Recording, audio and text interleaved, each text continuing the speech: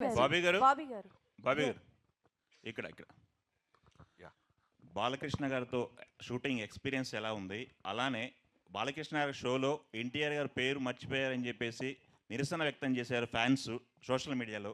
అది మీ దృష్టికి వచ్చి ఉంటుంది కదా, ఇద్దరితో వర్కింగ్ ఎక్స్పీరియన్స్ ఎలా ఉంది? ఫ్యాన్స్కి ఏం చెప్పదలుచుకున్నారు?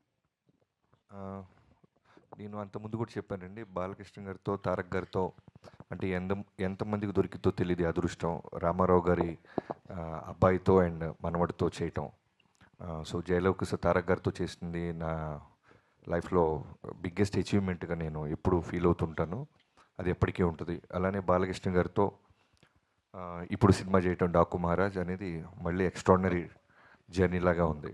సో ఇద్దరిలో కామన్ పాయింట్స్ చాలా ఉంటాయి. బట్ మొన్న ఎవరు అడిగినప్పుడు నేను చెప్పింది ఏంటంటే, ఫ్యాన్స్ని చాలా ఓన్ చేసుకుంటారు. అంటే వాళ్ళ ఫ్యామిలీలో జరిగిన ఇన్సిడెంట్స్ అయి ఉండొచ్చు, ఎవరైనా వాళ్ళు జర్నీ చేస్తుంటే ఫంక్షన్లకు వచ్చి వెళ్తున్నా, లేదు బాలయ్య బాబు గారు కూడా షూటింగ్ ఎవరైనా ఆయన దూరంలో మేము జైపూర్లో ఉన్నప్పుడు వచ్చిన, మారేడుమిల్లి అప్పుడు వచ్చిన ఆయన కోప్పడుతుంటారు. ఏంట్రా అంటే దాని రీజను, ఇంత జర్నీ చేసి వచ్చారు వాళ్ళు సేఫ్కి వెళ్తారా లేదా అని. సేమ్ తారక్ గారు కూడా మేము పూణేలో చేస్తున్నప్పుడు ఫ్యాన్స్ ఎవరైనా వస్తుంటే మ్యాక్సిమం అవాయిడ్ చేసేవాళ్ళు. ఏంటంటే ఓ రోజు చెప్పారు, బాబీ మనమంతా ఇక్కడ కంఫర్టబుల్గా ఉంటాం, వాళ్ళు పాప నాతో ఫోటో దిగడానికో లేదా నాతో దూరంగా చూడటానికి వస్తుంటారు, మళ్ళీ వాళ్ళు వెళ్ళేదాకా నాకు బ్యాక్ ఆఫ్ ద మైండ్ అది ఉంటుంది అని.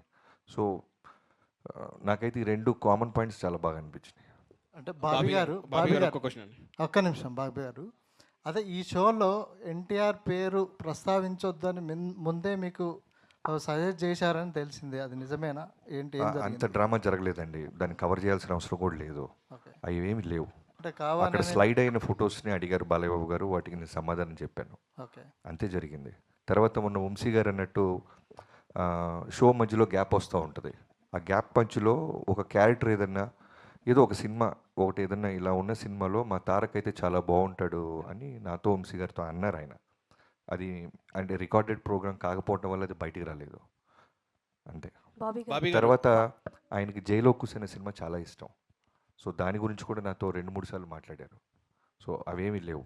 అనవసరంగా చిన్నదాన్ని మనమే పాపం అనవసరంగా ఒక ఫ్యామిలీ ఇష్యూని మనం పెద్ద చేస్తుంటాం అంతే. బాబీ గారు ఒక్క క్వశ్చన్ అండి, ట్రైలర్ చాలా బాగుంది, ఎమోషనల్ టచ్ ఉంది, కానీ అంటే మీరు కూడా ఎక్స్పెరిమెంటల్ కట్ చేశాను అన్నారు ట్రైలర్ని.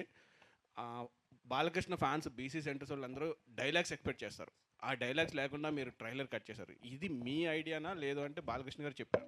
బాలకృష్ణ గారు ఏది చెప్పరు బ్రదర్, మళ్ళీ మళ్ళీ చెప్తున్నా, కంప్లీట్లీ నా ఐడియాలజీయే. సినిమా ఎలా ఉండాలి, ఎలా అప్రోచ్ అవ్వాలి అని. సో ఫ్యాన్స్ దగ్గరికి తీసుకెళ్లే ముందు నేను చెప్తుంటాను కదా, ఫస్ట్ మన వంశీ గారికి చూపిస్తా, ఆయన రియాక్షన్ బట్టి నాకు అర్థమైపోద్ది. ఎందుకంటే అక్కడ ఉన్న ఫ్యాన్స్ కన్నా డై హార్ట్ ఫ్యాన్ అయినా, చాలా హార్డ్ కోర్. సో చూడంగానే జడ్డ నేను ఎక్స్పెక్ట్ చేసిందంటే ఈవెన్ డైలాగ్తో కూడా వర్షన్ ప్యారల్ రెడీ చేస్తున్నాను నేను. చూపించగానే చూపించగానే వెంటనే ఏంటంటే అదిరిపోయింది గురు అన్నారు. గురు నువ్వు చూసావా క్లియర్గా అన్న, అదిరిపోయింది గురు అన్నారు. డైలాగ్ లేదు అన్న, అవునా అవసరం లేదే చాలా బాగుంది, బాలయ్యబాబుతో ఇలా కొత్తగా వెళ్దాం అన్నారు. సేమ్ ఫ్యాన్స్ కూడా రిలీజ్ అవ్వగానే నేను చూస్తూ ఉన్నాను ట్విట్టర్ స్పేస్ అంతా, అందరూ కూడా చాలా చాలా పాజిటివ్గా అప్రిషియేట్ చేశారు.